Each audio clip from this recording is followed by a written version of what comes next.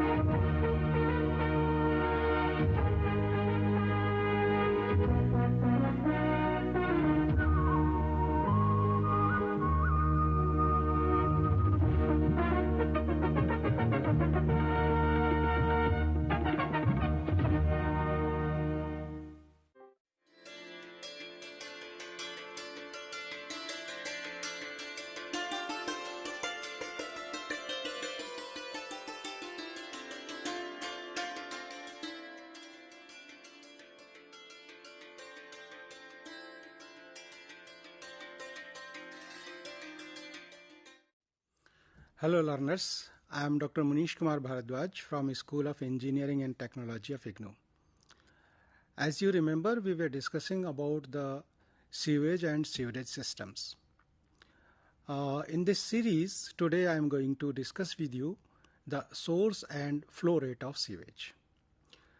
So, as it is clear from its name basically, from the name of the topic, that we'll be discussing about what are the sources where from the sewage is generated, and second thing is that what is the flow rate of the sewage which is generated basically from the different sources, and for what discharge or flow rate we should design our sewers.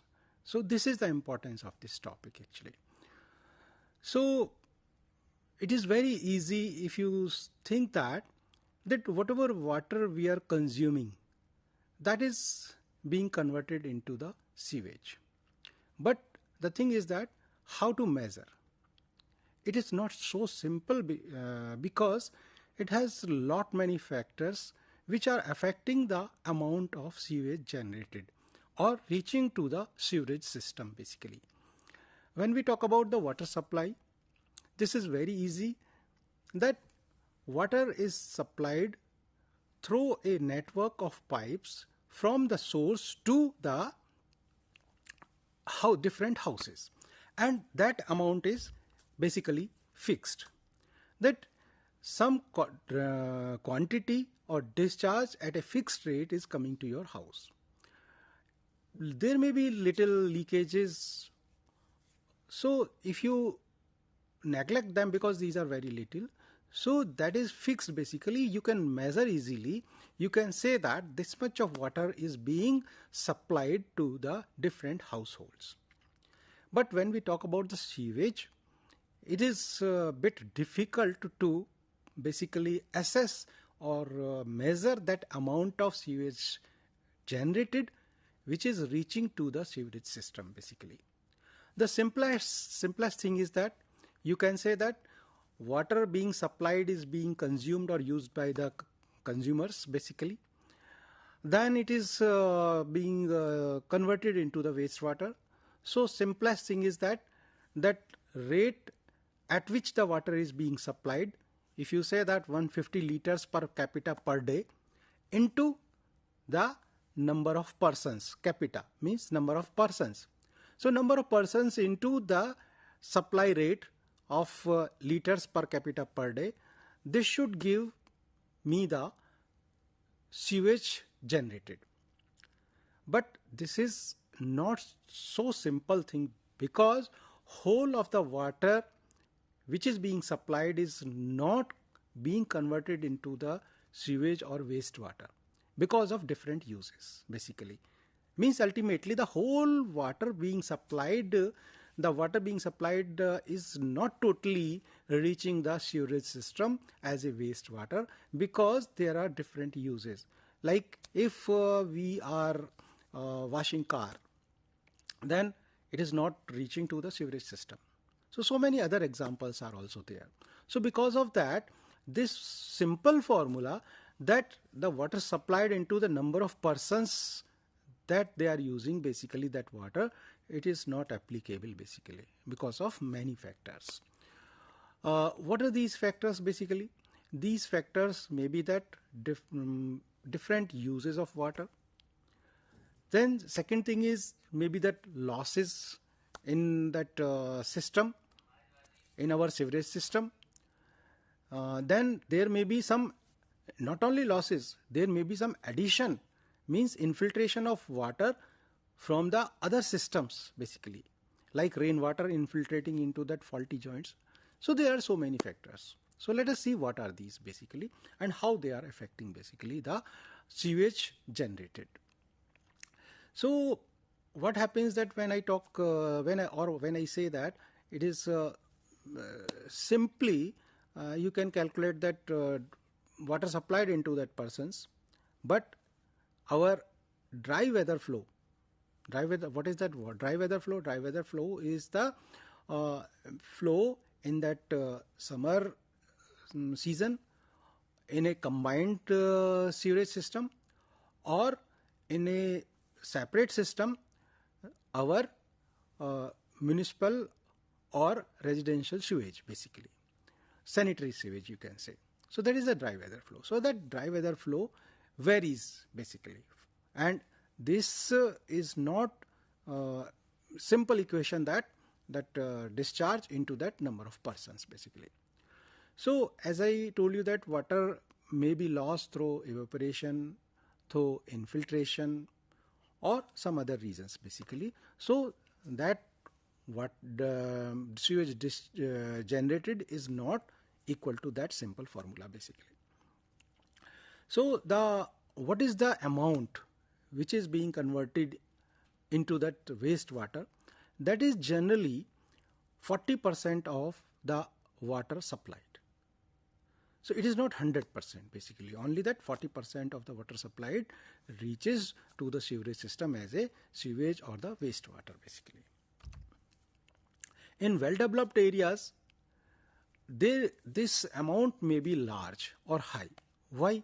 Because there that commercial institutions are there, their industries are there, so they are adding to this sewage, and there this reaches up to 90% of the water supplied basically.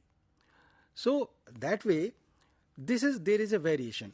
So when first I told you that in a normal area or which is not well developed, in that it is 40%, but in a well developed area it may reach up to that 90% basically. So this is a lot of variation is there. So how we should design the sewers? Then question arises. So for minimum flow of 100 liters per capita per day, we should design our sewers. So this is a minimum flow basically. But it is desired that all sewers serving a small area be designed on the basis of a saturation population density. Now question arises, what is the saturation population density? When we are planning sewerage system for an area, there may be a situation that the whole area is not populated. Means there that all houses or buildings are not constructed, markets are not developed at the time when we are designing the sewerage system.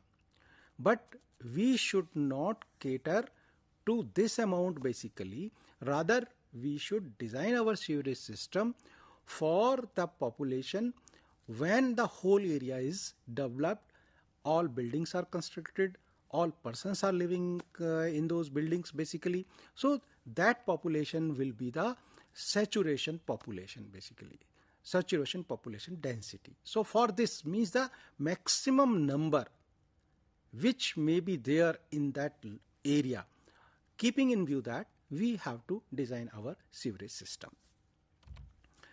Now what are the source of sewage? As I told you that water supplied by the authority in any area will be transformed into the wastewater. So the water which is being consumed by the habitants or residents, that is the source of the generation of the sewage or the wastewater basically. Apart from this, few other quantity of water get added to the wastewater in several ways. What are these ways? First of all, addition due to other private water supplies. Till we are talking about that water supplied by the authority, because this is the authentic amount of water which is being supplied to some area or a locality. But it is not the only water which is being consumed by the residents or the people in that area. People are having their private source also. People are having their tube wells, pumps basically, from where they are getting water. And this is being converted into that sewage. So this water, additional water from the private water sources basically ultimately reaching to the sewage system as sewage or the wastewater basically. In addition to this, some industries are also having their own source of water in addition to the municipal supplies. So this water also reaching to the sewage system as sewage. So this quantity of water discharged can be estimated by the actual field observations. Because here we are not having any formula that we can calculate and find it. So actual observation has to be done basically for assessing this amount of sewage which is being generated due to the use of the private source of water basically. Then second thing is addition due to infiltration. Addition due to infiltration means infiltration is that something is coming from outside from our sewerage system. And what is the way how it may reach to our sewerage system? It may reach through the faulty joints of our sewerage system or the pipe network basically. So infiltration because of groundwater seepage into sewers through defective or faulty joints formed in pipes result in additional quantity of sewage. The height of water table above the sewer invert level is an important criteria influencing the quantity of water infiltrating into our sewers or the pipes, sewage pipes. The infiltration occur after rain if water table is below sewer invert level, because after rain water starts moving down through the soil, and if faulty joints are there, then it will infiltrate to our sewerage system. So this is how the infiltration of water is going on there into the sewerage system. Infiltration also depends on the permeability of soil, because if at any place if the soil is impermeable, then water will not be able to infiltrate into the soil and reach to the faulty joints. Like clays, it is less permeable. But if sandy soil, silty soil is there, it is highly permeable. It will allow the infiltration and the water may reach to the faulty joints, and ultimately it will reach to our sewerage system. The design discharge can be estimated by using the following suggested discharge values as given here in the table, because it is very difficult to evaluate this infiltrating water basically. So some suggested values are there which are given in this table here, and in different units it is given basically. If we talk about that in liter per hectare per day, then maximum value is taken as 50,000 and minimum value is taken as 5,000. If we are talking in that length, in terms of the length of the sewerage system, then liters per kilometer per day, then it is 5,000 maximum value and minimum value is taken as the 500. If you are talking in terms of liters per day per manhole, then it is maximum value is taken as 500 and the minimum value is taken as the 250. So these are the suggested values, because assessment or evaluation of this infiltration water is difficult. So these suggested values are generally taken when we are designing our sewerage system. In addition to groundwater seepage, storm water, drainage water may also infiltrate into the sewers. This amount is difficult to calculate, and generally no additional provision is made for this quantity. Then how we take care of for this water? What we do that when we are designing our pipes, we are designing for the 3/4 full capacity of the maximum discharge, design discharge. So there is a space in the sewers basically. So this additional amount is taken care of by the additional space that is left in the sewers, because we are designing for 3/4 full at maximum design discharge. Means when maximum design discharge is there, then sewer should be only 3/4 full, means 1/4 of the sewer size remain empty. So this empty space will automatically take care of this infiltration of storm and the drainage water basically. So we are not taking into our calculations for this water that way. Then third thing is subtraction due to exfiltration. This is the reverse of this infiltration process. In infiltration process, the water was coming into the sewerage system through the faulty joints, but the reverse is possible. Where there is a dry area, no water is there, no storm water, rain water or groundwater is there, rather the surrounding is dry. So in that case, from the leaking joints, basically our sewage will go out from our sewerage system. So exfiltration is the leakage of sewage from sewer to the ground surroundings. Exfiltration results in loss of sewage and results in polluting the underground source of water as well as the contamination of our soil there. This can be avoided by providing watertight joints and sealing the cracks in our sewerage system. Then fourth is subtraction due to water losses. Water losses may occur through loose joints in water distribution pipes and in house connections.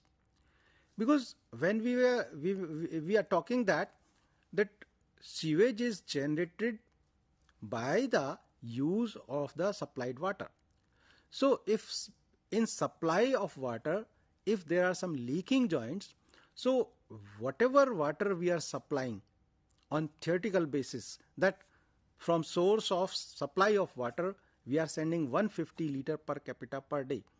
But if our supply pipes are faulty, if the joints are faulty, then there will be leakage. So the whole amount which we are sending from that source is not reaching to our users basically. So in that case, then there will be a water loss. So ultimately, when the less water is reaching to the users, then less amount of sewage will be generated basically. So as this lost water is not reaching to the consumers, this will not appear as sewage. Then subtraction due to water which escapes the sewerage system. So how some water is escaping the sewerage system? Certain quantity of water which is used for purpose of like boiler feed water, because there in boilers it is being converted into steam basically. There is no sewage or the wastewater is being developed. Then water is sprinkled over the roads. Ultimately, it is absorbed by the soil there. Or if you are sprinkling water in summer season, it is evaporated basically. Likewise, water is sprinkled on streets, lawns, gardens. In lawns and gardens, this is being utilized by the plants and that grass basically. Water consumed in industrial product manufacturing. That water is consumed there in the manufacturing of some product, so it is not converting into that sewage basically, or the wastewater. Water used in air coolers, it is being evaporated basically, it is not generating any sewage. So these are some of these uses basically in which there is no generation of sewage is there. So it will not generate sewage and it will not reach to our sewage system basically. So because of that, the less amount of sewage is being developed. The next reason is then how the net quantity of sewage is then calculated. The net quantity of sewage production can be estimated by considering the addition and subtraction as discussed here over the accounted quantity of water supplied by the water authority. That whatever water is being supplied, from there, if some infiltration is there, then we have to add that quantity. If some exfiltration or losses are there, or some such use is there that it is not going to generate the sewage as I just told you, then this amount of water has to be subtracted while calculating our expected amount of the sewage or the wastewater that should have been generated otherwise. So that way we are getting the net quantity of the sewage. Then what are the factors that affect the quantity of dry weather flow?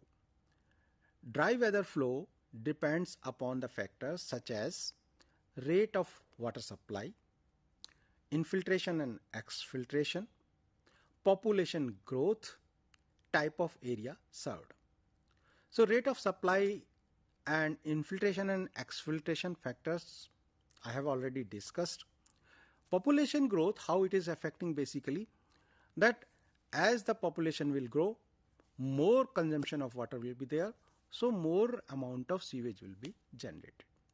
Then type of area, if it is a normal residential area, less amount of sewage will be there.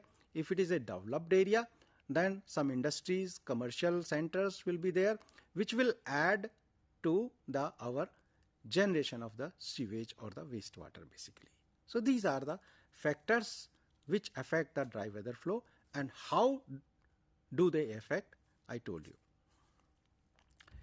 Again, just for recalling, what is the dry weather flow? Dry weather flow can be defined as the flow that occurs in combined sewer system during summer season or the flow in separate system. Now, how we determine the quantity of the sanitary sewage? If the rate of water supply and the population to be served is known, then simplest thing is that you multiply the rate of water supply to the population. As I told you earlier, that quantity of sewage will be rate of water supply in liters per capita per day. If you multiply by population, then it will give you the sewage liters per day. But I have already told you that this is not such simple thing. The rate of sewage flow changes in every hour of the day, every day of the season, and every season of the year, because of the water consumption pattern basically. The designer or the planner is actually concerned with the maximum and the minimum flow. This variation, of course, affects the design of the sewage system, but a designer is mainly concerned with the maximum flow and the minimum flow of sewage in the sewage system. These two quantities govern the design of our sewage system basically. Then the sewer should be designed for carrying maximum load and should ensure that no deposition should take place in sewers at minimum flow. Means we have to maintain a self-cleaning velocity. If some deposition is there from this sewage, some solid, because sewage is containing solids as well as dissolved as well as suspended matter, So some solid and the suspended matter will try to settle or deposit in the sewerage system or the pipes if minimum flow is not maintained, if minimum velocity is not maintained. So a self-cleaning velocity should always be maintained, otherwise slowly this deposition will go on and ultimately it will choke our sewerage system. The maximum and minimum flows are mentioned in the percentages of the average flow. What is the meaning of this?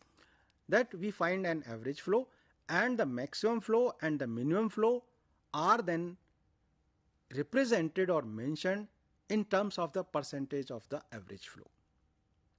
Residential areas show a maximum sewage flow between 8 a.m. to 10 p.m.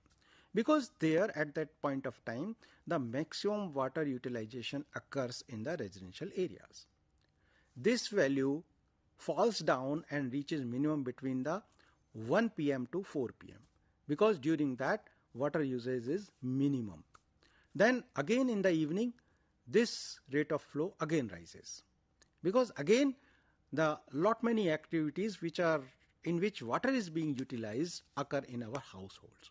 So that way in a day this is that pattern, that high generation of sewage flow, then minimum, then again in the evening it is rising basically.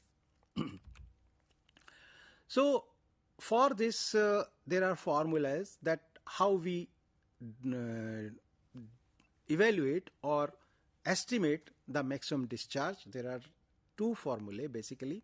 One is Babbitt's formula, another one is Harman's formula. Babbitt's formula says that maximum discharge Qmax can be calculated by the formula that Qmax equal to 5 into Q average upon P to the power 0.2. Q average is the average rate flow and P is the population in thousands. So using these two terms, average rate flow and the population in thousands, we can calculate the maximum discharge. And this Babbitt's formula has a restriction that it can be used for a population which lies between 1 and 1000 only. But Harman's formula has no restriction. You can use for any number of people basically. And this formula says that you can calculate the maximum discharge Qmax as 1 plus 14 upon 4 plus P to the power 0.5 into Q average. So that way we can calculate the maximum discharge by utilizing the average discharge. So these two formula are giving relationship between the average discharge and the maximum discharge. The climate and temperature are another principal factors affecting the sewage flow rate, because in winters use of water is less, so sewage generation will be less, whereas in summers water usage is maximum, so here the sewage will be generated maximum. Average flow is assumed to be in March and April and October and November months basically. Maximum rate of flow may be obtained in December, January, while minimum rate of flow may be obtained in December and January. As I told you that in winters basically less amount of water is generally consumed by the people, while maximum flow will be seen in June and July because maximum amount of water is used in summers. And in July again because storm water is also there, rainwater is also there. The peak factors are used to design a flow slightly higher than the average annual flow rate. That is the ratio of peak flow to the average flow. These are basically the peak factors. Also, maximum flow variations are reflected in domestic and lateral sewers as they receive flow directly from the source. The peak factors are used to design a flow slightly higher than the average annual flow rate, which is the ratio of the peak flow to the average flow. So this is the way how we calculate the maximum discharge of sewage in any particular point of time, basically. So that way we discuss that what are the sources of sewage, basically, and what is the rate of flow of the sewage, and how this rate of flow sewage changes from time to time. What are the factors that affect the rate of flow of the sewage, basically. That way, if we have this knowledge, then we can easily use different formula for calculating the amount of sewage that will be generated in any season or at any particular point of time, and accordingly, with this knowledge of maximum discharge and minimum discharge that will be generated from time to time, we will be able to design our sewerage systems accurately. Otherwise, what will happen if we are not able to calculate the maximum discharge correctly? Then there will be this will cause an overflow of the sewage. You have seen many times that whenever there is a storm, there is a rain, basically, then generally these our sewerage systems overflow, and that wastewater or the sewage is flowing in the streets, basically, on the roads, basically. This is because we have not calculated the required capacity of the sewerage system correctly. If we are not correctly calculating the minimum discharge, in that case, again there will be a problem, because of this, what will happen that self-cleaning velocity will not be available. If that Q minimum, you have estimated the Q minimum less than that, which will generate the self-cleaning velocity. So there will be deposition of the matter, of solid matter or suspended matter in the sewerage systems or the pipes, and slowly there will be a choking of these pipes. So both conditions are very dangerous. So I hope you must have enjoyed this discussion, and I hope that you will go through the course material that is provided to you, and will get a deeper knowledge from that. Thank you.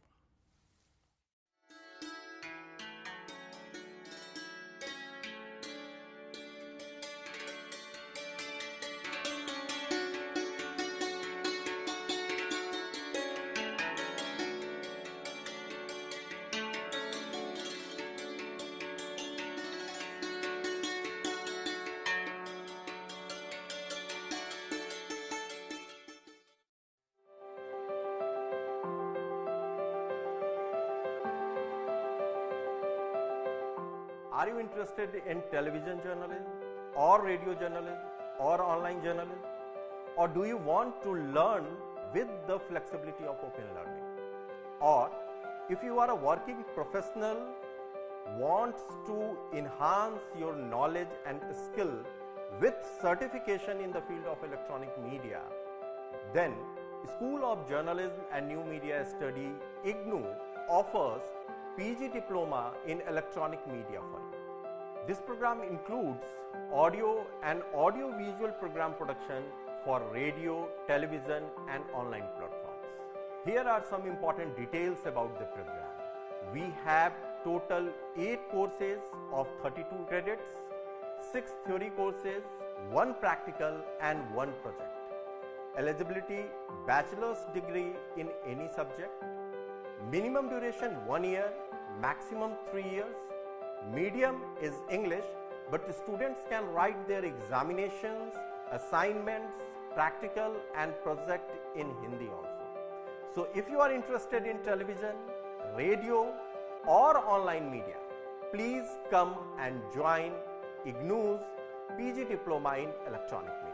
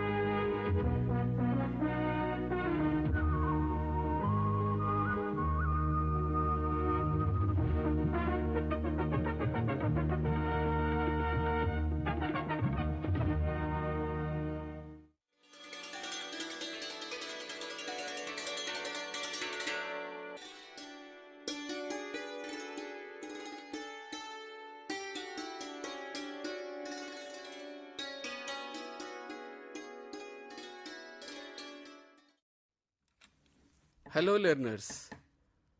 Today's lecture is on blockchain technology for smart cities.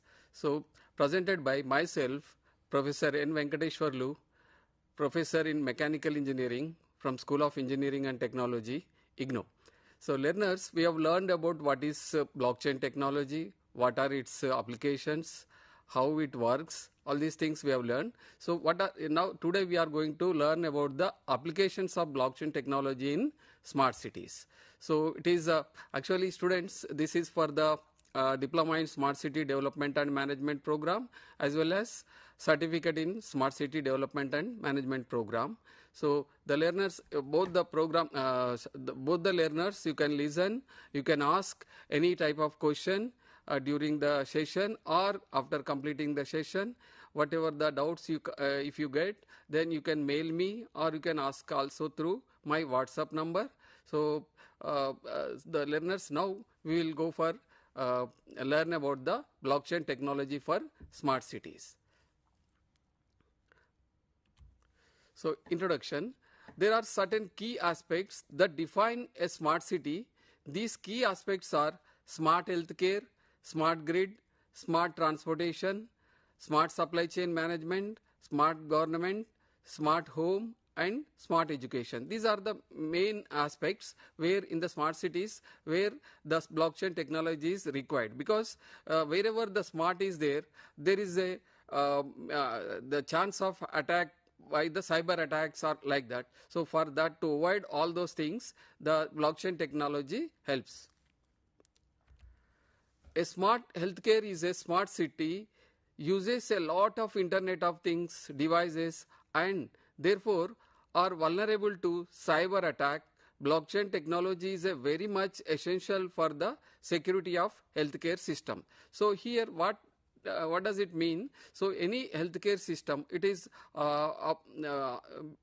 are using Internet of Things, various devices. So it is totally connected with the internet. So we need to protect from the cyber attacks. So where the blockchain technology helps. Likewise, a smart grid is an essential component in any smart city. We can discern clearly many aspects of smart city are dependent upon the smart grid. If energy is not available for a significant duration, other functions will eventually cease. So if energy is not available, we cannot, means if light is not available, we cannot do some any type of works. So that is the importance of this smart grid, where in the smart grid the blockchain technology helps to protect the various cyber attacks.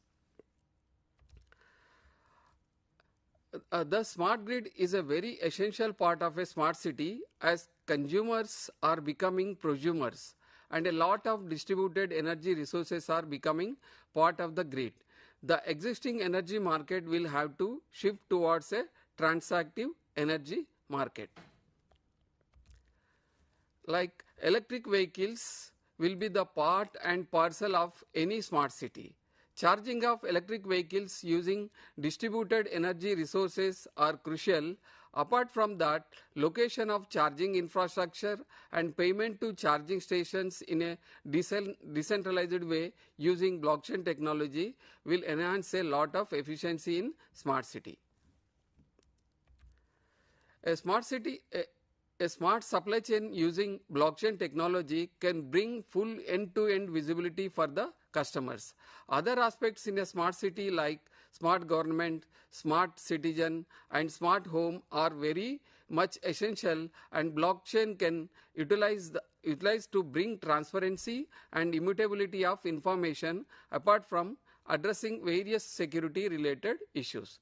These are all the various applications in the smart city, applications of blockchain in the smart city.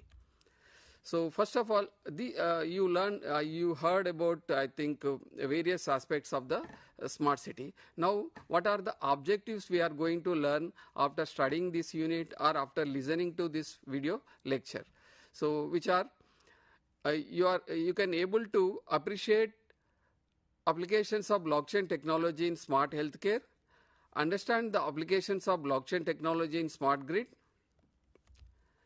identify key applications of blockchain technology in smart transportation, understand the applications of blockchain technology in smart supply chain management, and discuss various challenges in applying blockchain technology in smart cities. So these are the various objectives we are going to learn in this lesson. So the learners, you first of all, you have to read the lesson, then first read the lesson and then listen to the video, so that you can able to understand better. So that is my suggestion to you all. So various objectives you have seen. So now we will discuss one by one. So here, smart healthcare. What is a smart healthcare? Why the smart healthcare we are calling? So because smart healthcare is nothing but we are using ICTs, various ICT technologies in the healthcare system or in the hospitals or various, not only in the hospitals, other healthcare providers also using the ICTs very much. So because of that, the cyber attacks may occur. So to protect those things, we will implement this blockchain technology to protect from various cyber attacks and to smoothen the function of this healthcare system. So for that we have to learn what is that smart healthcare. So hospitals, patients and governments are taking threats to vital patient data very seriously. A few critical concerns in healthcare need to be addressed. First and foremost is the privacy of patients' data. And the other important concern is the availability of real-time, accurate and trusted data to the medical practitioners. So why it is necessary? Because accurate data is very much required for the doctors. Otherwise, they can't provide correct medication to the patients. That is the advantage of this blockchain technology in the smart healthcare system. Blockchain-based smart contracts are used to secure sensitive information and maintain the privacy aspect. Smart contracts create an environment in which a significant amount of operations become automatic, the information stored becomes accurate, immutable, and requires the approval of proper authorities in all cases. In any smart city, a doctor attending a patient should have up-to-date data so as to provide the right treatment to the patient.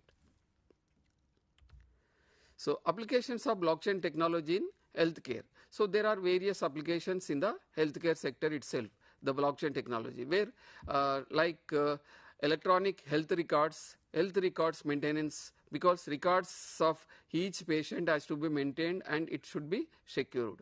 Another is biomedical research. Sometimes we will go on doing research in the healthcare sector. So that research data also to be protected, so that there also we can utilize this blockchain technology.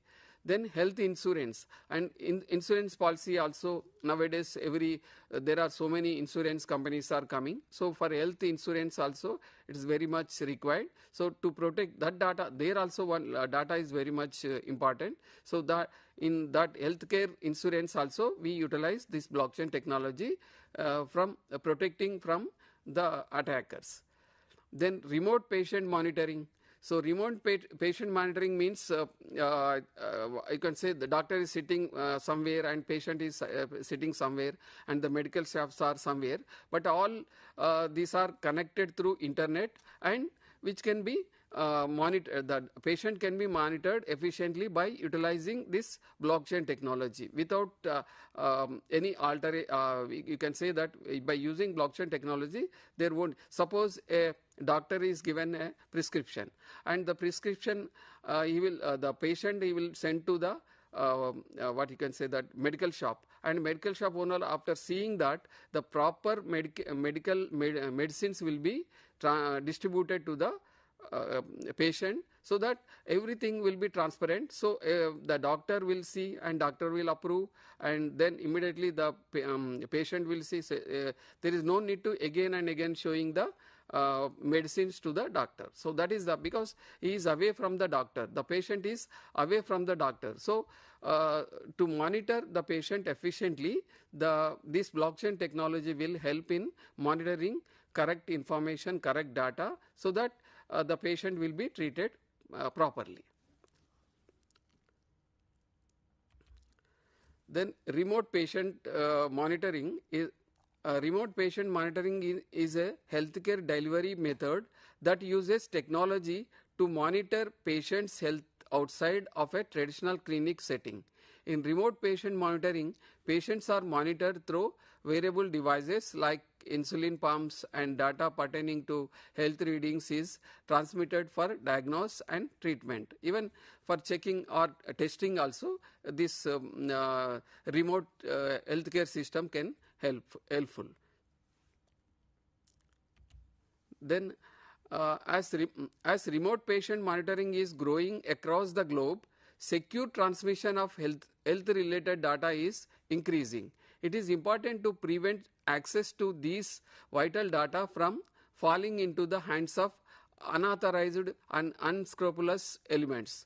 Blockchain based smart contracts can transmit data that can be trusted and is unalterable too. So that is the use of a blockchain technology. So because in this type of you can say remote monitoring of the patients or transmitting the data from one place to one place, means patient to doctor, doctor to patient, and doctor to the medical shops, so that the proper medicines has to be sent to the distributed to the patients. So where this is very much utilized, because the attackers, cyber attackers, can attack and they can grab or they can change the data. So for that, the blockchain technology, by implementing blockchain technology, it cannot be changed any data, the data cannot be altered, so that proper medicines will be delivered, proper medication will be done.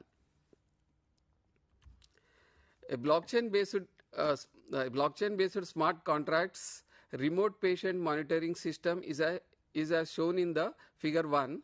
Smart contracts are created for IoT devices, enrollment of patients and doctors, and patient monitoring.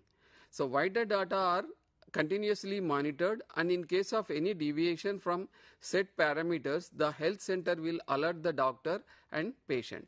That is the advantage of this blockchain technology. So this is the blockchain based remote patient monitoring healthcare system. So here you can see that health center will be somewhere and doctor is somewhere, and the master device. So master device means all the data will be come to the device, and from there it will be distributed to each and every place. Patients will sit somewhere, patient with body sensors. So with sensors, so that the doctor can see his data. So means suppose checking a BP or checking of you can say what sugar levels or BP levels, all these things can be seen through online itself. So that is the secure data, because of we have implemented blockchain technology. Otherwise it can be altered, so that the doctor has prescribed something and a patient got some other medicine. So then what happens? Though he will not be treated properly. So that is the advantage of this blockchain technology. It is transparent way the medicines will be delivered, and without any alteration in the prescription. So that is the advantage of blockchain technology. Then comes to handling of medical prescription. So just now I told you that the handling of medical prescription, when a family doctor or a general practitioner writes a prescription for a patient, the issue of genuine medicines by the pharmacy or a medical store is an important concern for the doctor and the patient both. Blockchain technology can eliminate any mismanagement and possible fraudulent practices involved in delivering medicine to the patient. So that is the advantage. That is the by applying this blockchain technology, we can improve the patient health by monitoring the perfect data. A doctor will write a prescription and will put the patient record in the blockchain using a smart contracts. The pharmacy or a medical store will access the prescription through blockchain after getting permission from the doctor and patient. Pharmacy issues medicines after checking the expiry date and prescribed dosages of the medicine to the patient. So this is the advantage. Thus, a patient will not have to show prescribed medicine to the doctor again and confirmation of the genuineness of the medicine, thus saving time for both and bringing an element of satisfaction between doctor and a patient. Blockchain based prescription handling process is as shown in figure 2. So this is the blockchain based prescription handling system. So now you can say blockchain is in between, doctor is here and medical store is somewhere. So all the data will be transferred through blockchain from medical shop to doctor, doctor to medical shop. So and patient also. So patient will directly contact with the medicine so that proper medicines will be delivered to the patient. This is a diagram. And healthcare data sharing and storage and access. A simple model of blockchain based healthcare management is as shown in figure 3. The interaction between patient and doctor results in data generation. The data and other relevant data about the lab reports are part of the electronic health records created for the patient. The patient is the owner of the electronic health record. Other entities can request for accessing the EHR from the owner, that is the patient. Blockchain provides the necessary privacy of data. Healthcare providers may access data as per the patient's permission. Then smart healthcare system, it is the blockchain based healthcare data management. Here only the data management, you can see how the data will flow from one place to another. Interaction between the data center, doctor, patient and doctor, then electronic health record, then comes to access control to patient, then through it flows through the blockchain. So that's why the proper data will be transferred. So this is the diagram of a healthcare system. Then comes to another application, that is smart grid.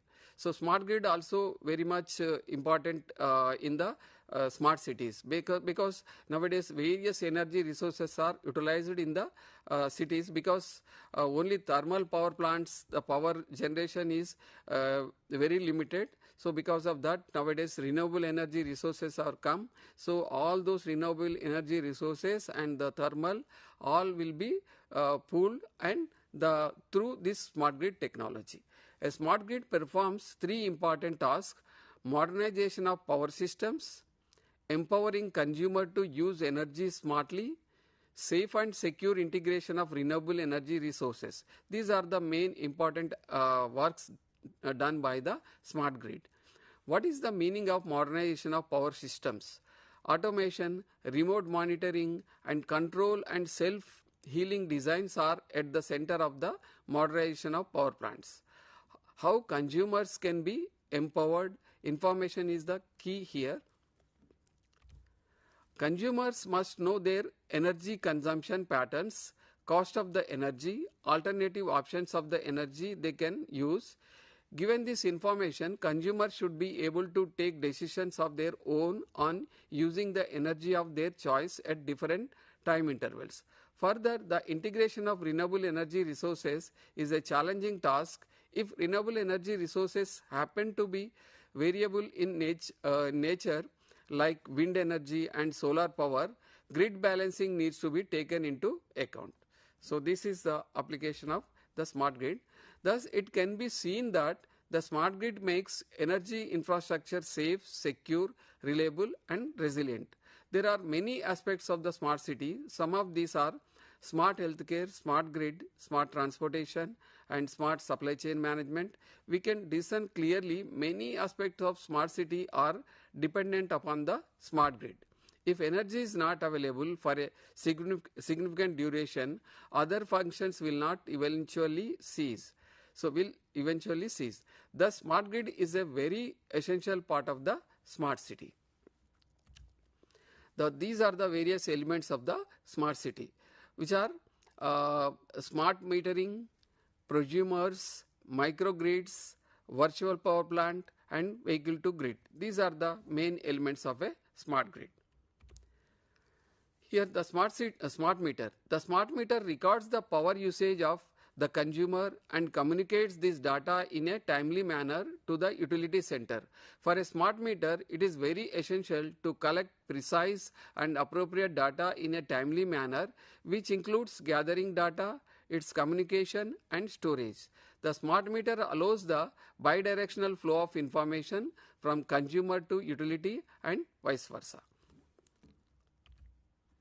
Then smart prosumers. So why we are calling as smart prosumers? Prosumers means the producers as well as consumers. So because why it is possible? Because renewable energy has come, the solar energy has come. Solar energy can be established in, on individual houses also, rooftops of the individual houses. For suppose the prosumers means the producing, they can produce about 5 megawatt of power and they can utilize only 3 megawatt of power, and remaining 2 megawatt power can be transferred to the grid. So that is the use of this smart prosumers. The prosumers are the consumers who also produce and share surplus energy with the grid and other users. Prosumers are an important stakeholders of the smart grid and they have a vital role in peak demand management. So here you can see that there are the producers, they are a prosumer can generate electricity through the solar rooftops by participating in demand response and using storage patterns. So then microgrid. So it is also small. So it can be the Department of Electronics. It defines the microgrid as a group of interconnected loads and distributed energy resources within clearly defined electrical boundaries that act as a single controllable entity with respect to the grid. A microgrid can connect and disconnect from the grid to enable it to operate in both grid connected and island mode. So then virtual power plant. So what is a virtual power plant? A virtual power plant may be defined as a group of distributed energy resources that combine to function as a dispatchable unit. In other words, remotely control scattered energy resources such as distributed power resources and storage batteries with IoT devices to make them function as if they were one power plant. So that's why we are calling it as a virtual power plant. Then vehicle to grid. Vehicle to grid supports two-way power flow to and from the grid. An electric vehicle owner can take electricity from the grid when charging is needed and can provide electricity to the grid when excess available. So that is the use of a the vehicle to grid technology. So blockchain based transactive. So 1 minute.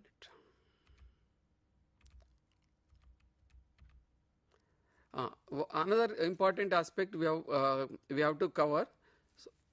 So, here we can see that the learners there is no time. So now we will learn about the one thing itself, smart transportation system. The smart transportation is one of the important component in the development of smart cities. Smart transportation can provide solution to many issues that related to traffic on the road. Thus, smart transportation is an important building block in the development of smart cities. The goal of smart transportation is to enhance road safety for vehicles. Traffic and travel efficiency is also a very important part of the smart transportation. So the learners, today we have discussed about the applications of blockchain technology in the smart cities. So what are those applications? One is smart healthcare systems, then a smart grid and smart transportation systems. With this, I conclude here. For listening this lecture, thank you very much. So if you have any doubts, you can ask through my email or through my WhatsApp number. Thank you.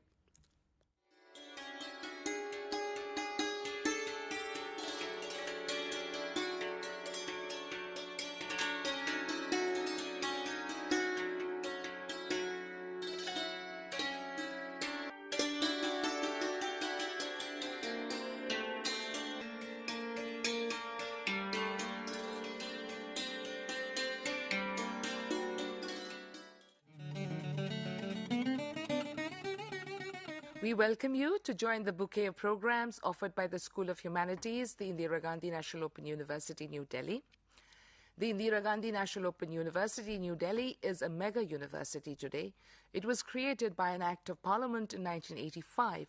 It is the world's largest university with an enrollment of about 3.5 million current students and 3.2 million alumni.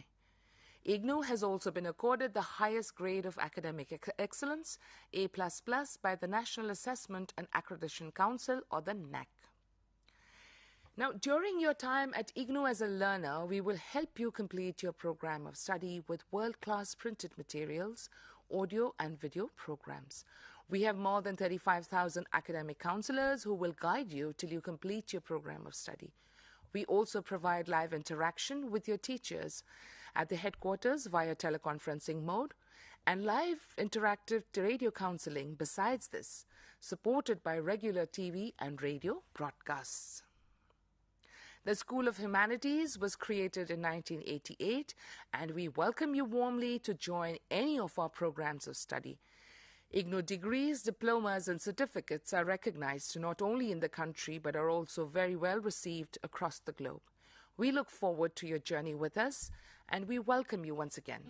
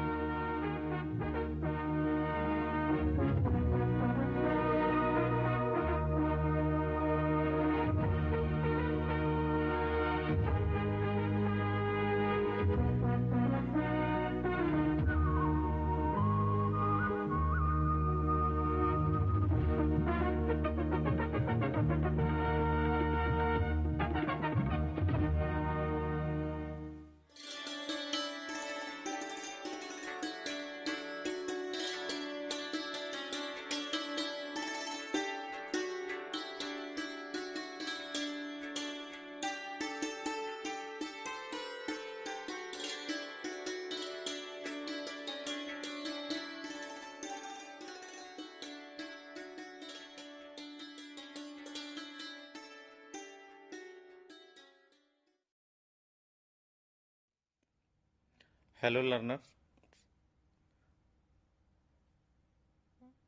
I think you are aware about the G20, the event organized in last 2 weeks, almost 1 year in India. So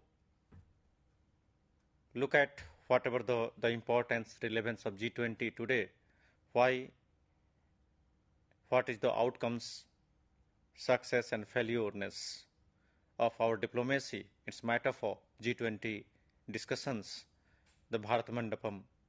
The first time it is the India gets the presidency to invite G20 leaders at New Delhi in 2023. Almost all cities, it is the new kinds of the diplomacy. So that's why many times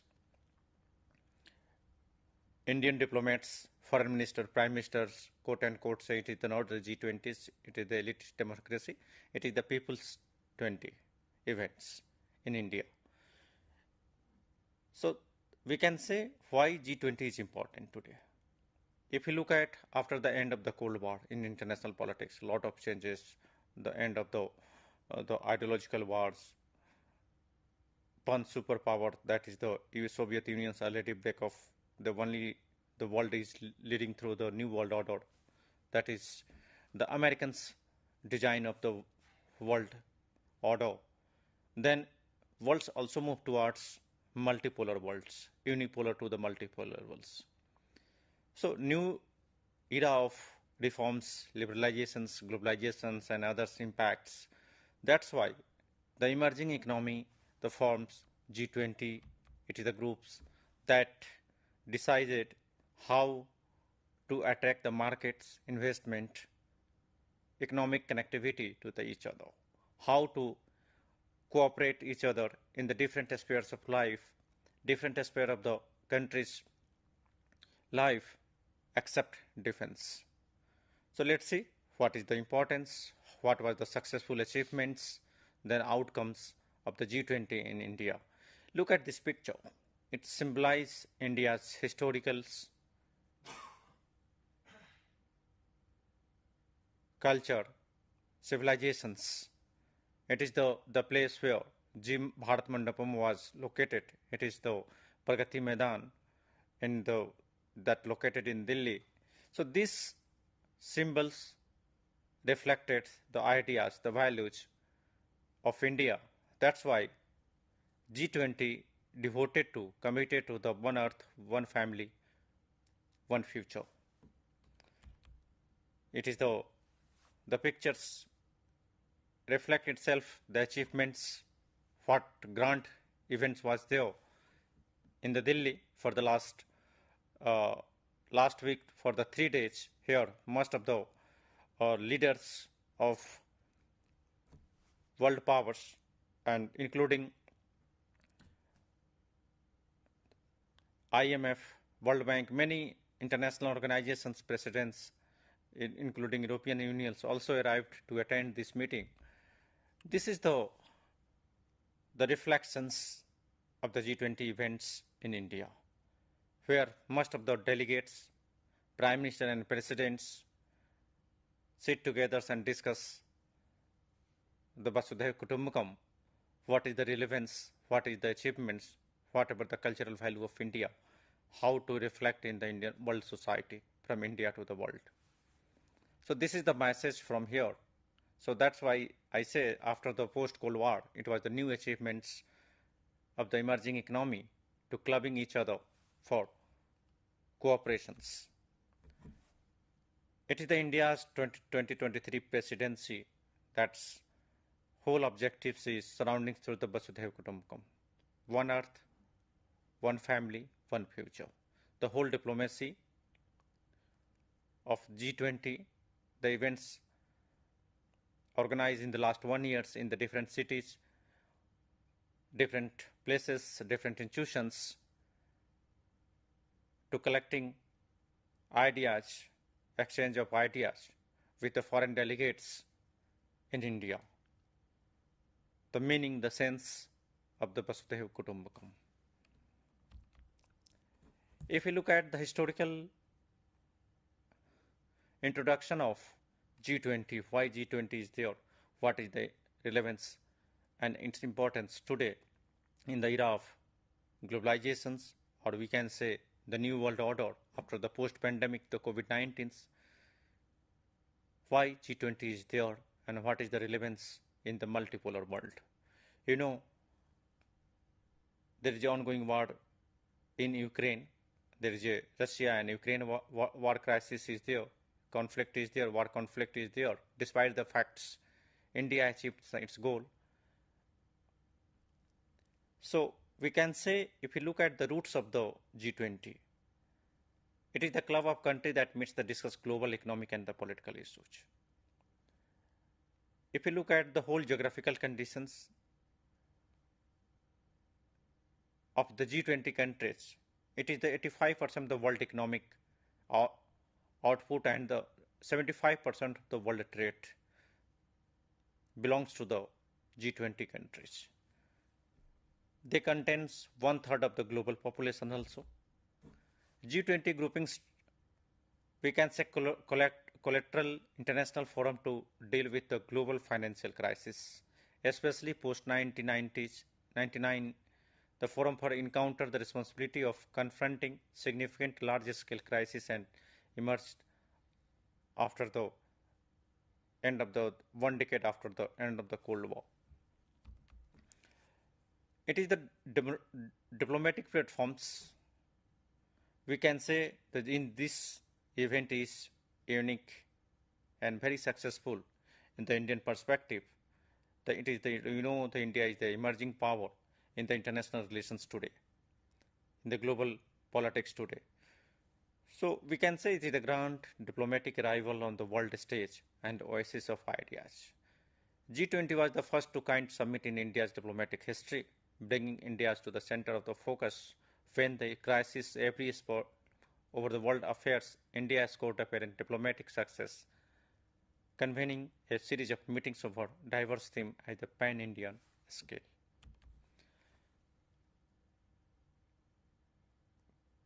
We know G20 was outcomes of the, we can say, the financial crisis, there was a number of emerging economy in the post-90s, and also growing recognition some of these countries were not adequately represented in the global economic discussion and the governance. That's why India claimed it is the voice of global south in international politics. We can say G20 operates without a permanent secretariat and staff, but there is a relevance in the world politics, economic affairs. The chair rotates annually among the members selected, the different regional groupings countries. It is rotating. Earlier it was the Indonesia, India, and then next president moved to the Brazil. So chair is part of the revolving 3 members management group of the past, present, and the future. Chairs referred as the Troika. Next G20 will be held in Brazil. So if you look at the whole preparations of the government of India, Sherpa finance tracks, many more things there. They focus on the non-economic and financial issues, also development, anti-corruption, food security, addressing internal aspects, procedural rules of the G20 process. Sherpas carry important planning, recognitions, implementations tasks continuously. So there is a lot, various level of discussions, dialogues with the delegates of G20s. What will be the solution for present challenges and the future challenges, especially the non-military challenges in the G20 groupings.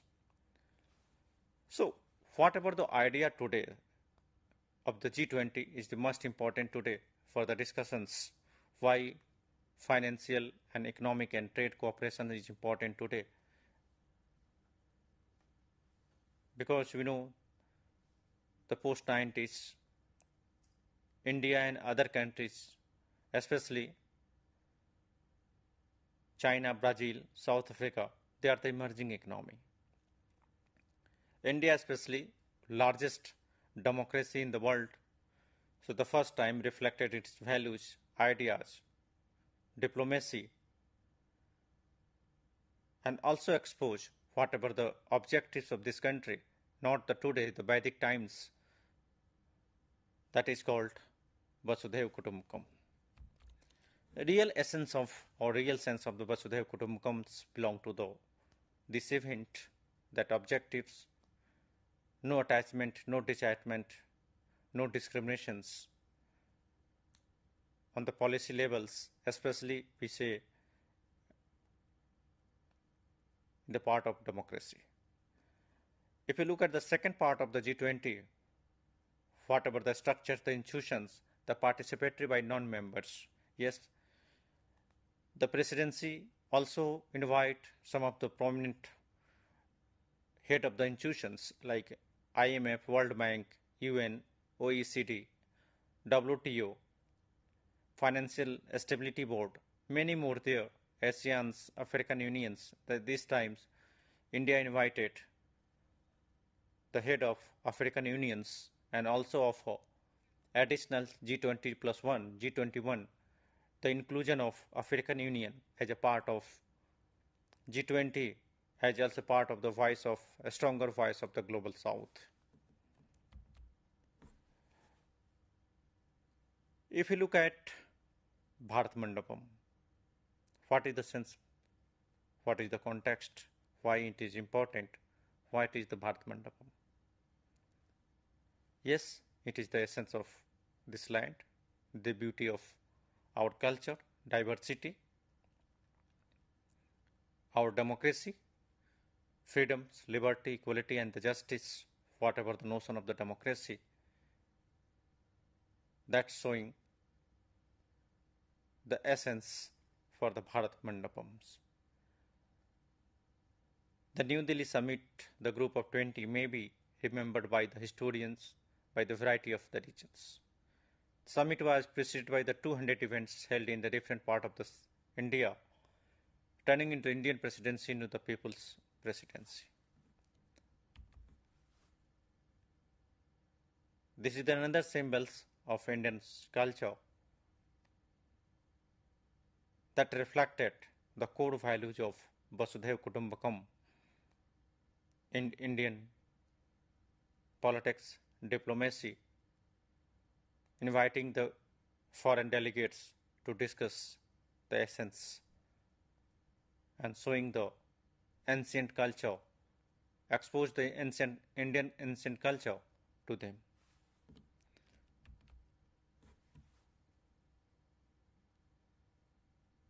In the background, it is the figure of the picture of Nalanda University.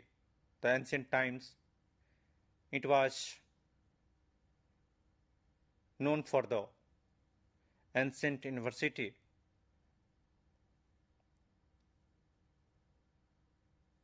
The place for learnings in the medieval India.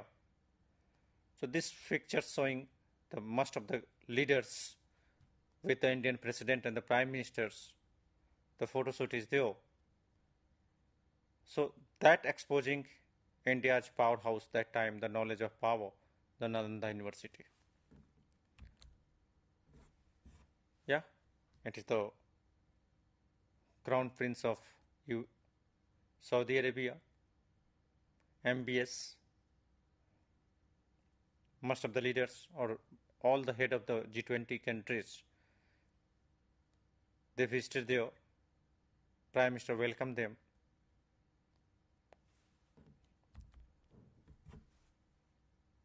But during this visit, some of the leaders, especially the president of the Russia and Chinese premier, decided not to attend these G20 events. They absent from the summit. One reflection is there about the Ukraine crisis.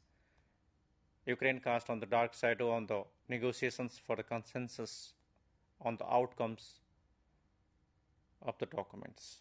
But finally,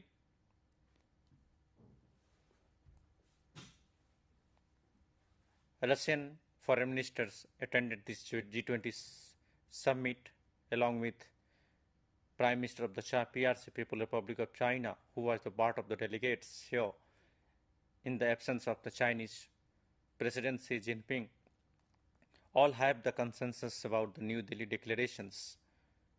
The masses matter for the global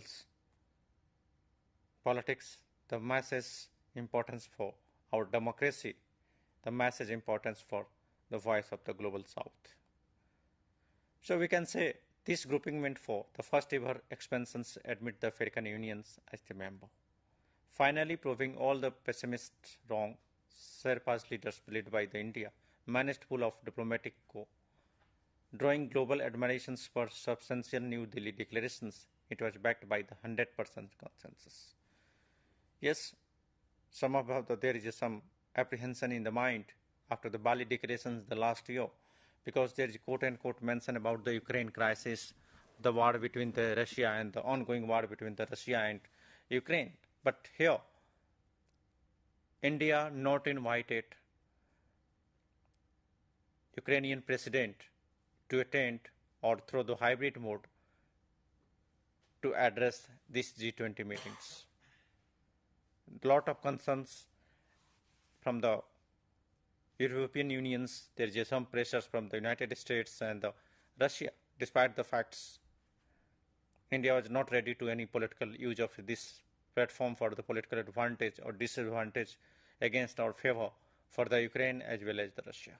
So that's why they minimized, it is the diplomatic success for the Indian diplomats to maximize, and they managed all parties, almost all countries, the 100% consensus about the New Delhi declarations. So that's why first diplomatic success is the inclusion of African Union as a part of the G20. It is right now the G21. African Union, that is the club of 55 countries of Africa. It is the global south, India also. So maintain the brotherhood with the African Unions, whatever the geopolitical or geoeconomics strategy behind this move, we can say it is the achievements for India to countering many geopolitical applications in the land of Africa as well as the South Asia, Indo-Pacific, and many more things, ASEAN.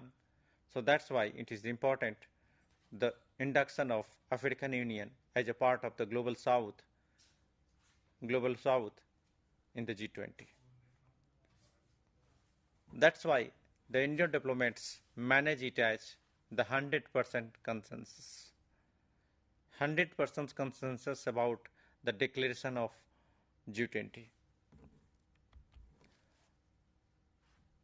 We know African Union has become the member that represent from across the continent at the future G20 meetings.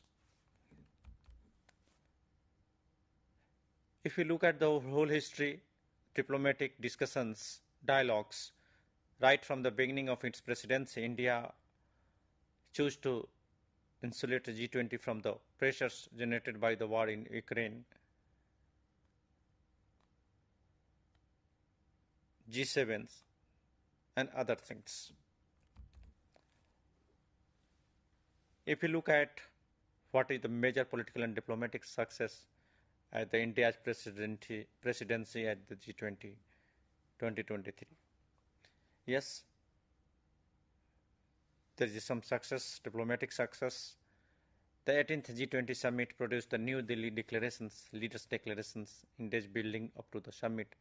There was an anxiety about the chances of its success, but in the Prime Minister say, at the complete consensus reached to the declaration's contents, together inclusion of African Union in the G20 as a member, consensus to celebrations, fraternity of the South, global South with the Africa. Another achievement is there. If we look at the partnership of global infrastructure and investment, India, Middle East, Europe Economic Corridor.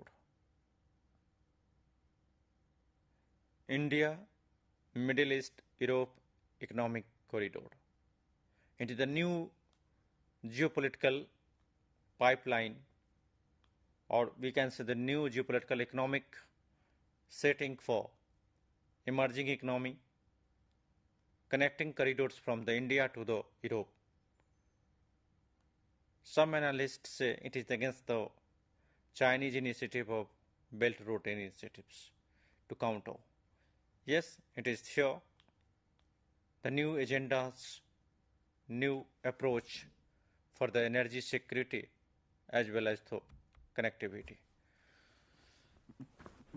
Somebody may ask, what is the India, Middle East? Middle East means the West Europe in the view of India, West Asia, not Europe, and the Europe, the whole Europe economic corridor. The main participants of these new proposals of corridor, it is the India, Saudi Arabia, European Union, United Arab Emirates, UAE, France, Germany, Italy, and the United States. The leading player is of this economic corridor is the India, Saudi Arabia, and the European Union and the US, as well as the Germany. This is the new major developments during the outcomes of G20 meetings in India. We say the major development was the announcement of partnership global infrastructure investment, which is future projections of new corridors, new geopolitics of corridor, and also economic integrations between the India and the Europe. These developments will have long-term impacts of geoeconomic and geopolitical nature.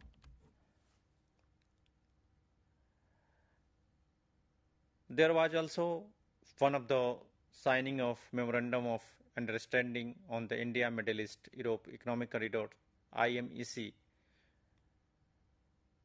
of the major participants, especially US, European Union, France, Germany, Italy, India, Saudi Arabia and the UAE during this presidency, which has various implications for regional and global geopolitics in the present global orders and the future next 20 and 30 years.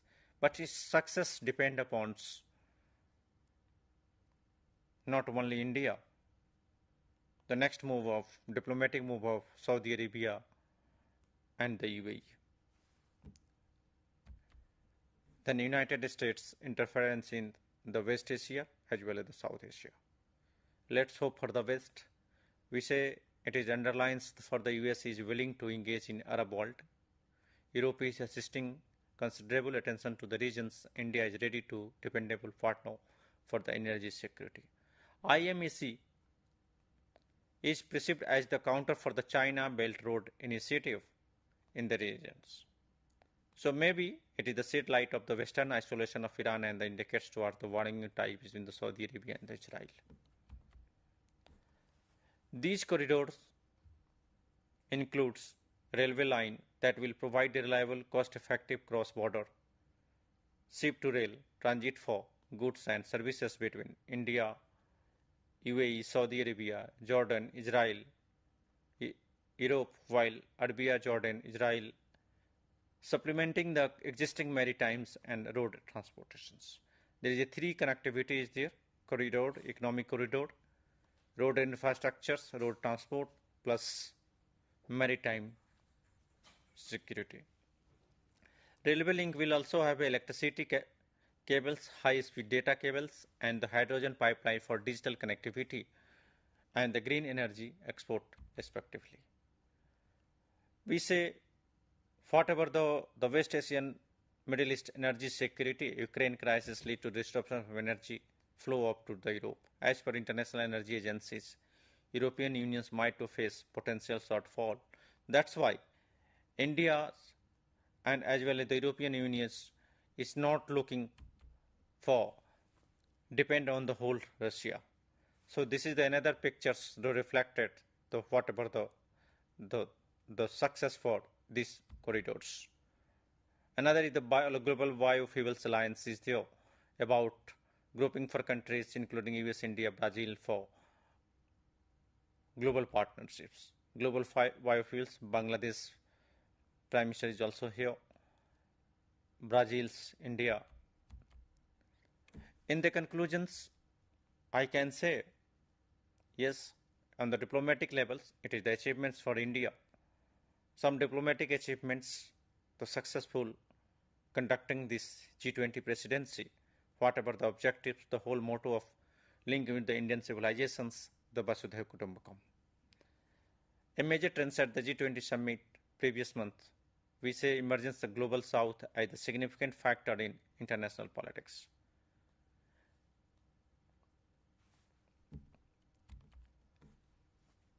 If you look at the new orientations embodied by in orientation witnessed within the G20 forums, disregarded the questions of marginalized and the deprived. This proves how globalized foreign policy are essential nationalist as the core. A growing number of countries are walking into the side trap, increasing the risk of several countries proving into the aggressive narrations globally cover their failures domestically. So that's why I say whatever the changes in the context of the geopolitics and the geoeconomics, some of the achievements is at the present G20 meetings that showing for the achievement of voices of global south international relations, inclusion of African Union as a part of G20, that's the one of the major achievements, and the 100% consensus on the declarations, New Delhi declarations, that's matter for India's diplomacy and the India's position in the global politics. Thank you.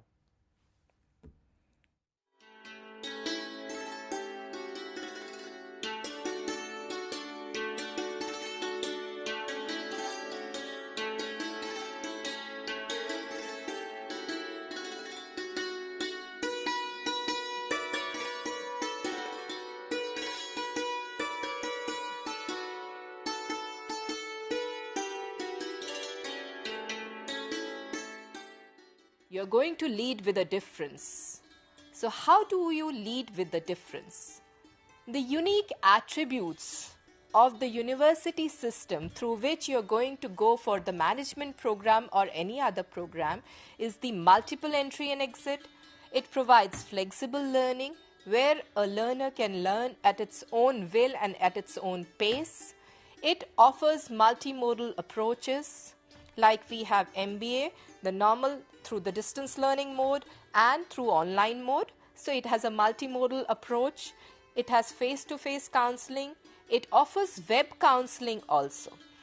It provides continuous evaluation to enhance the skills of the learners through assignments, and it provides the opportunity for the learners to appear for the exams twice a year through term end examination system. It gives interactive satellite-aided communication network through teleconferencing, and it also gives the radio counseling also. When we talk about School of Management Studies, it was the first school and it had the pioneer program of Diploma in Management. Till date, it has been offering around 14 programs in management and 13 programs in commerce disciplines. The school has international presence as well, as it provides the programs in specific Asian and African countries across the globe. Now talking about Master of Business Administration. What are the objectives? What are the learning objectives of this Master of Business Administration? What are the unique features of this Master of Business Administration which Ignou is offering? First of all, it revitalizes and accelerates the pace of your professional development. And how can it do it? Through this program, which is one of its kind and it has been built through the insights and knowledge of faculty and experts. The content aids in new ways of thinking. It provides exciting new opportunities, new approaches of learning. It has contemporary courses ranging from business communications to human resource management, marketing management, financial management, operations management, all sorts of courses which are required in the present times for the industry, and as per the demands of the industry, all the courses have been included in this particular program.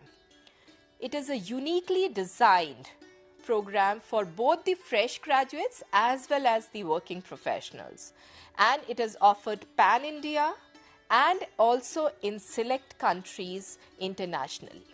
Let us see the program at a glance. The program name is MBA, and the eligibility criteria for this program is bachelor's degree, minimum of 3 years duration with at least 50% marks and 45% marks in case of the reserved category.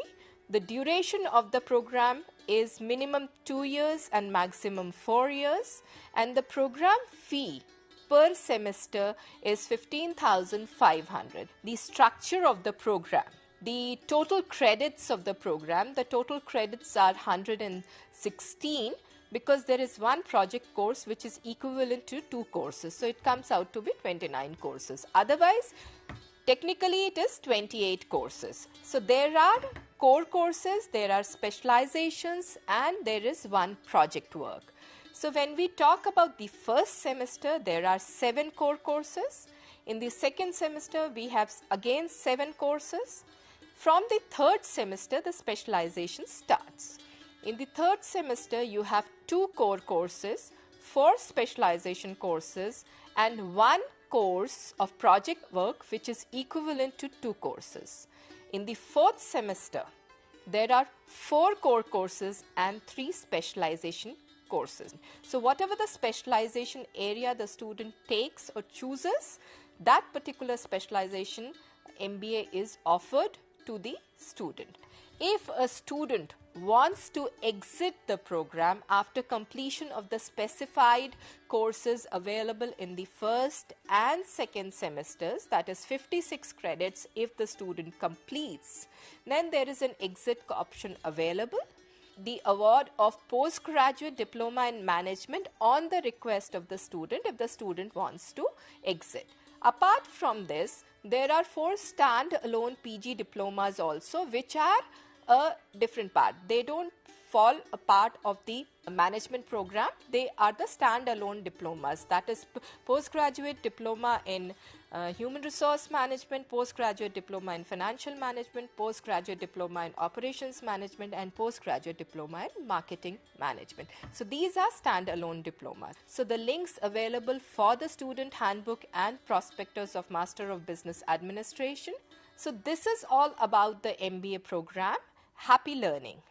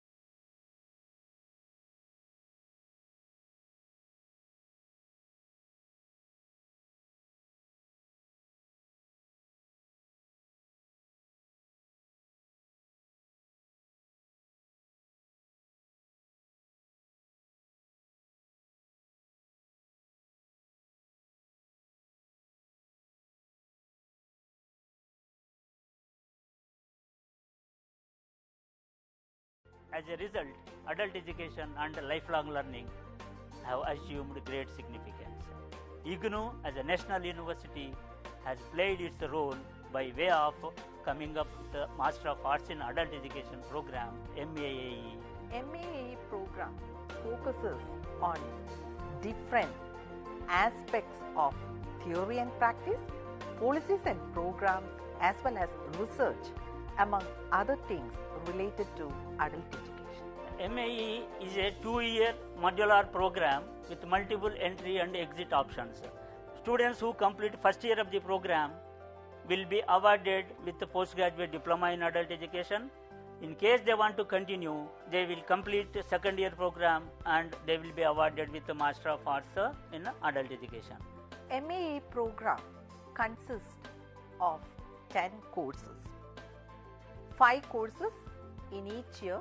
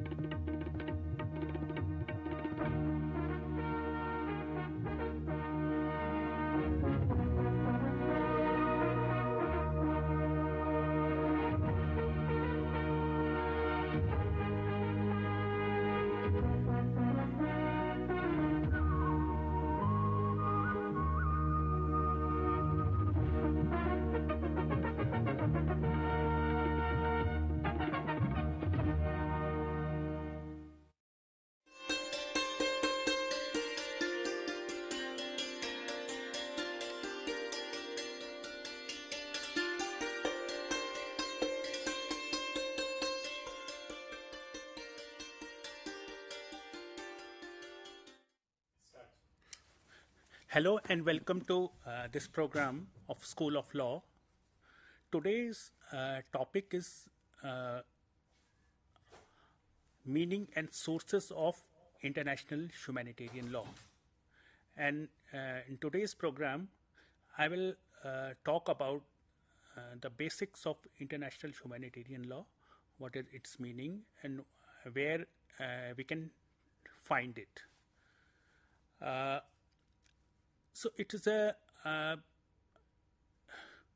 this session is related to our certificate program in International Humanitarian Law, CIHL. The course code is PLE 35.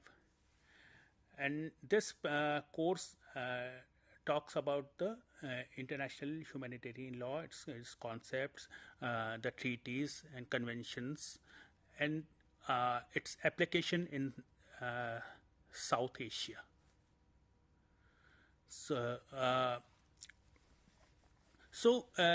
when we talk about international humanitarian law, first we should understand that it is mainly a part of international law,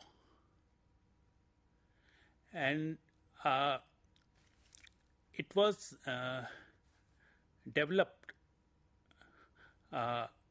If you trace the development of humanitarian law, it was started to develop in 14th, 15th century in Europe, and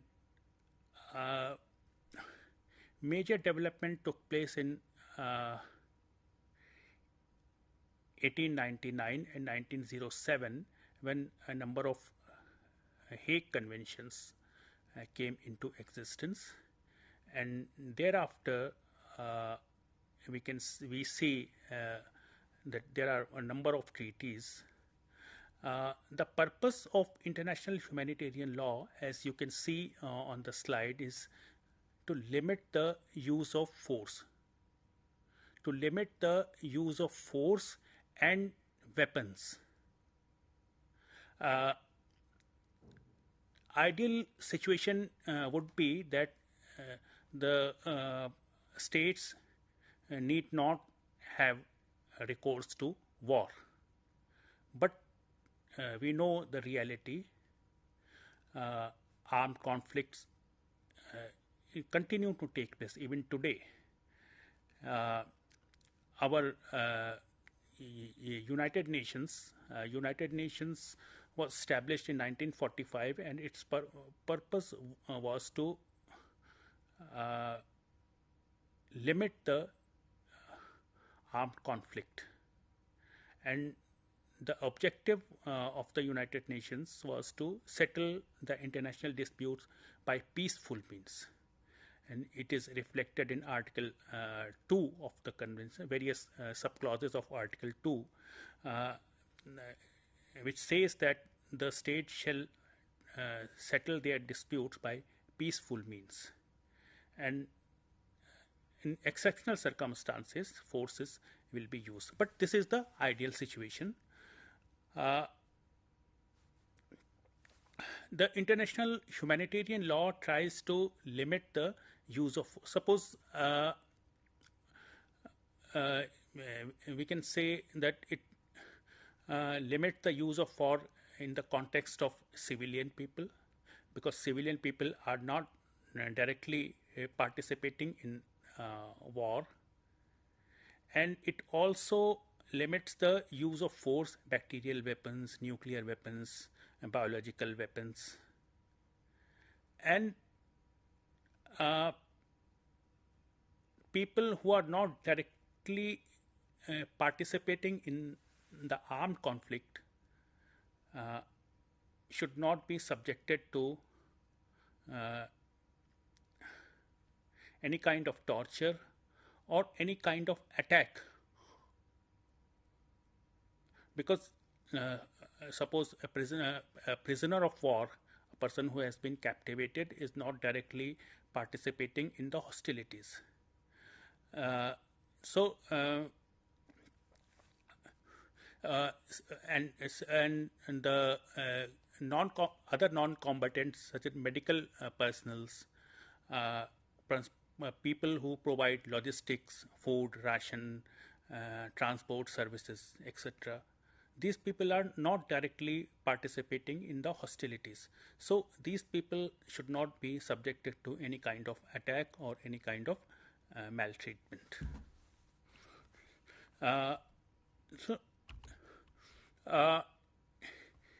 When we talk about the application of IHL, as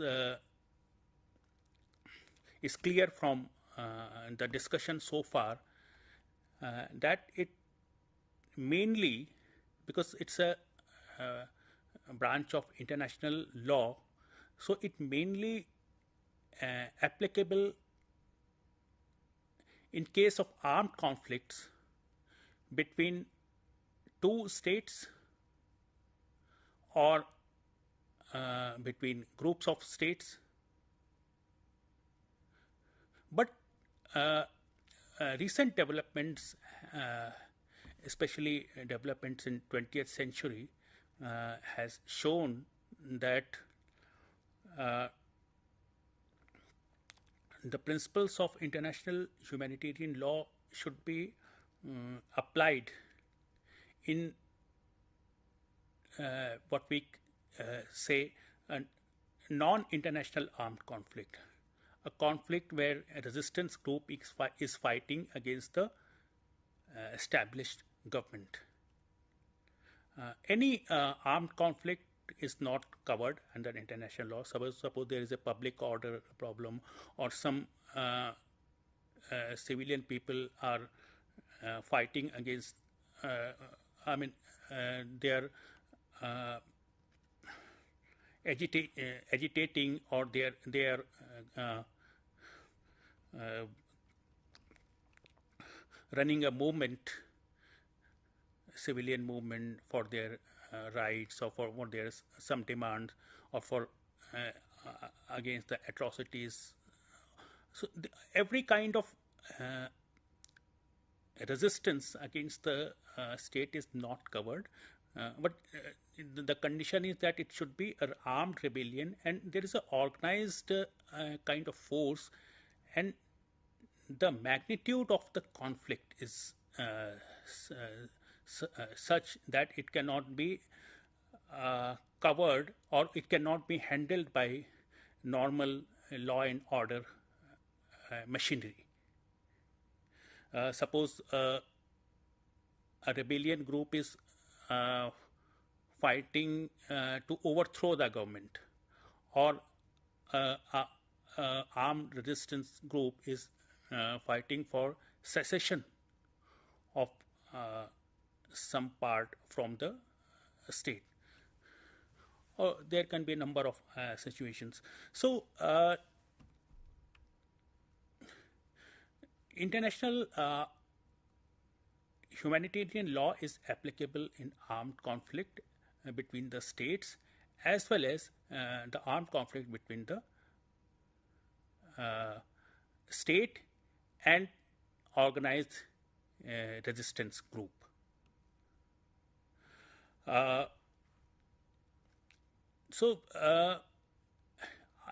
Actually, international law, and especially the international international humanitarian law, was developed through customs, and now it has been codified in a number of conventions. And even today, customs play a role in developing the law in those areas which are not covered by any treaties or conventions. So there are mainly 4 conventions. First convention is mainly related to the land warfare. In 1949, 4 conventions were adopted, what we call the Geneva Conventions. And after the Second World War, it was felt that there should be a binding international instruments to compel the states to adhere to at least some minimum standards of protection of those people and places which are not participating in war-like situation or armed conflict. So the first convention was a Geneva Convention, which is related to land warfare, and the second convention is related to the warfare in the sea. Both these conventions contains almost analogous provisions. These conventions mainly deal with the situations where the armed forces can be used or the weapons can be used, and the main purpose of these conventions is to regulate the use of force or use of weapons in whether it is land warfare or the warfare in the sea, armed conflict in the sea. So the kinds of weapons which can be used, the weapons should not be excessively harmful. The effect of weapons should not be beyond the area where the conflict is taking place. Weapons of mass destruction should not be used. Bacterial and biological weapons should not be used. And the civilian places, temples, monuments, schools, hospitals, etc., these should be protected. And the third convention is mainly related to the prisoners of war. Prisoners of war who are held captive by the warring parties, they are not liable to disclose any information except their rank, their batch, etc. They should not be subjected to any kind of torture.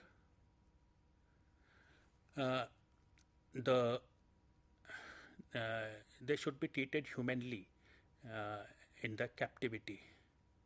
And they should not be subjected to forced labor.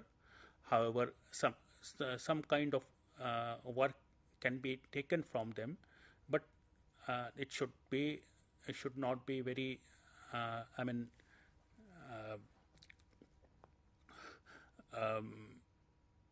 it should not be harmful to their health and their physical well-being. And their conditions where they live should be humane. They should be provided basic amenities, food, clothing, etc. And their medical needs to be taken care of. They should not be left unattended.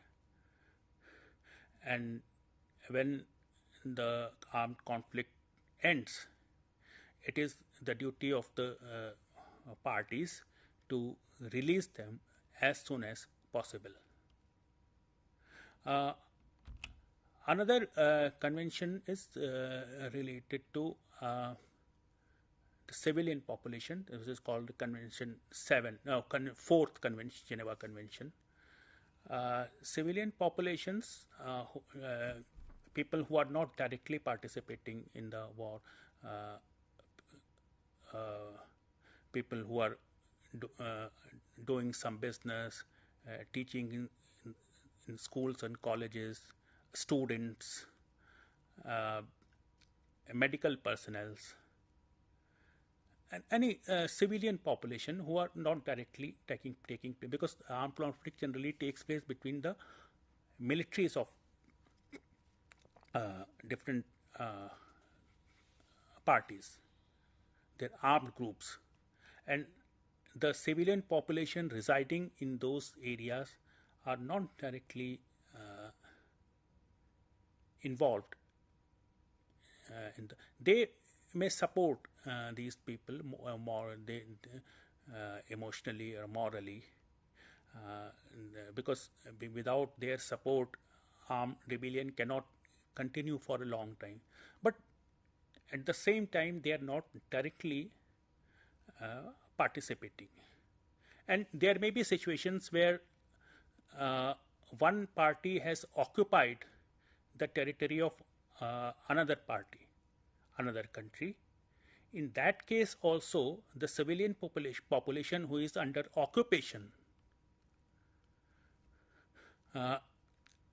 since they are not directly participating in the conflict, their rights should be respected. Their laws, their customs, their religious values, their religious beliefs, their monuments, things of civilian importance should be protected. And there are two Geneva Conventions, two protocols of 1977, which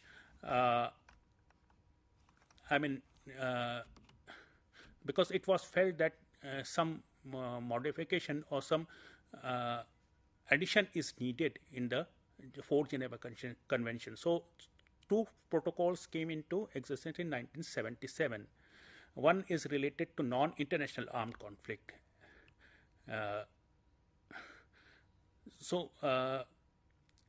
This enhances the protection. These protocols interpret the provisions of the conventions in the line of the current, in the prevailing situations, and provide some more protections. And there are other treaties and conventions which you can see on the slide. Bacterial weapons related to biological weapons, bacterial weapons, asphyxiating gases. So these are some of the important conventions which mainly cover those aspects which I have talked about, which have been covered in 4 Geneva Conventions and 2 protocols, and also in 1999 and 1907 Geneva Protocols. These are covered in these. These are some expansions. I mean, the other conventions which you have seen on the slides are mainly, you can say, expansion of the provisions of 4 Geneva Conventions protocols, and they cover different aspects of the armed conflicts. So with this we wind up our today's presentation. Thank you very much.